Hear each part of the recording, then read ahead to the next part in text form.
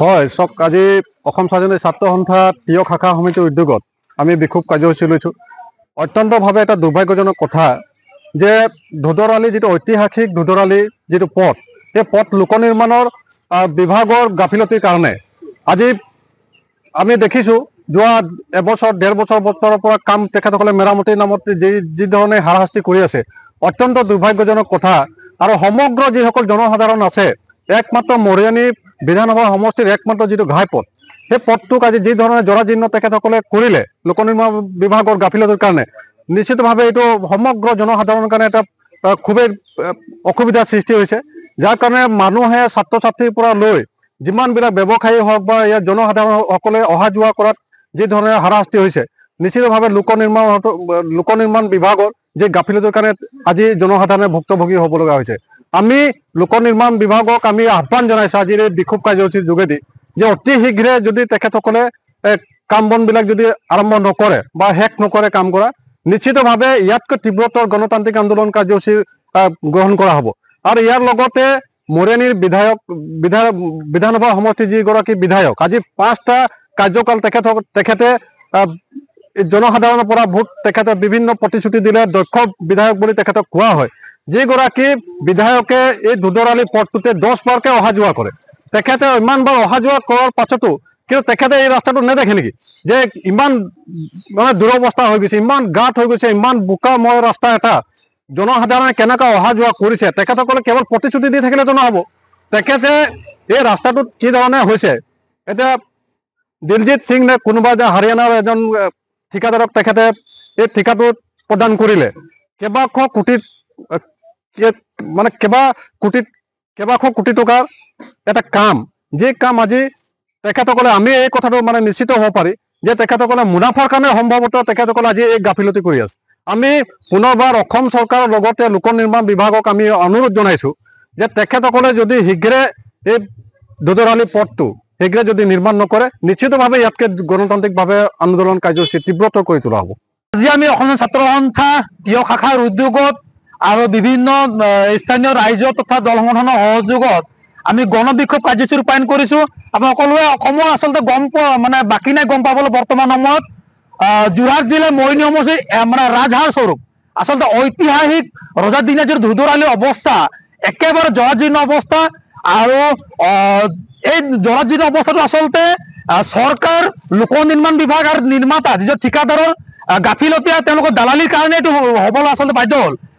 বহুদিন ধৰি এই পথটো আচলতে বেয়া হৈ আছিলে, বহু আন্দোলন আৰু বহু ৰাইজৰ কাকতি বিনতি পোৱাৰ পাছতে অসম চৰকাৰে আবণ্টন দিছিলে আৰু নিৰ্মাতাই কাম আৰম্ভ কৰিলে, কিন্তু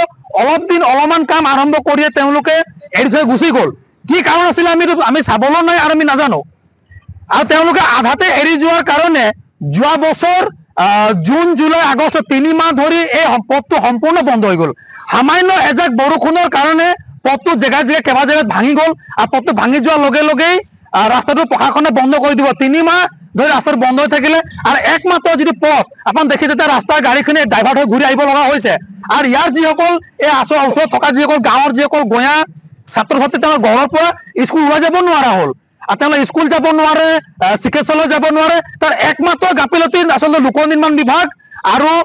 চৰকাৰ, প্ৰশাসন আৰু ঠিকাদাৰ, তেওঁলোকৰ গাফিলতিৰ কাৰণে আচলতে শ গাঁৱৰ জনসাধাৰণে ভুগিব লগা হৈছিলে। পৰৱৰ্তী সময়ত এটা বছৰ পাৰ হৈ গ'ল, 24 চনৰ 3 মাহ বন্ধ হোৱাৰ পাছত এটা বছৰ শুকান ছিজন পাৰ হৈ গ'ল।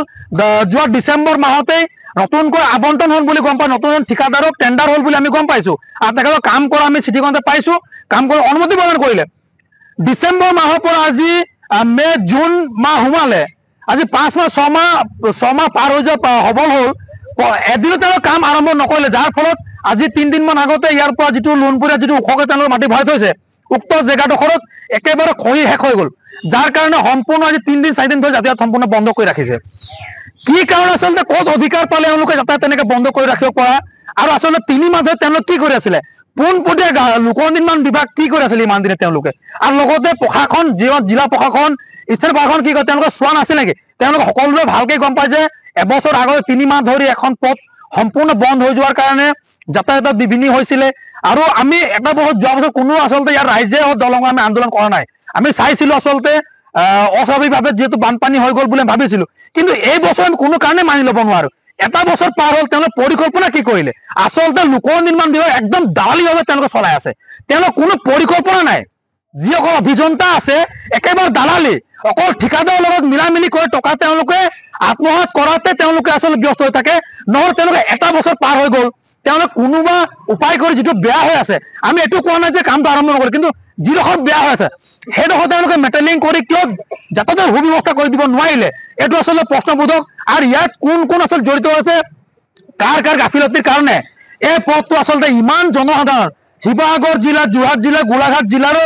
কানেক্টিং ৰোড বুলি ক'ব পাৰি এইটো নাগালেণ্ডৰ গাড়ী আমি সহজে দেখিছো গাড়ী একেবাৰে পথাৰ সোমাই যাব লগা আৰু ভগৱান ভাগ্য ভাল আচলতে লোক নিৰ্মাণ বিভাগৰ প্ৰশাসনে এইটো কাৰণে বাচিলে কোনোবা যদি যুৱক বা কোনোবা যদি মানুহ যদি এক্সিডেণ্ট হৈ হ'ব লগা হ'লহেঁতেন ইয়াতকৈ ডাঙৰ পৰিস্থিতি হ'ব লগা হ'লহেঁতেন তো আজি আমি এই গণবিক্ষোভ কাৰ্যসূচীৰ যোগেদি আমি দাবী জনাইছো চৰকাৰ লোক নিৰ্মাণ বিভাগ আৰু দালালি ঠিকাদাৰ আপোনালোকক আমি সকীয়াই দিছো ইয়াৰ পৰৱৰ্তী সময়ত যদি ৰাস্তা বন্ধ কৰিব লগা হয় আপোনালোকৰ কাৰ্যালয় আপোনাৰ ঘৰ কিন্তু ঘেৰাও কৰিবলৈ আমি বাধ্য হ'ম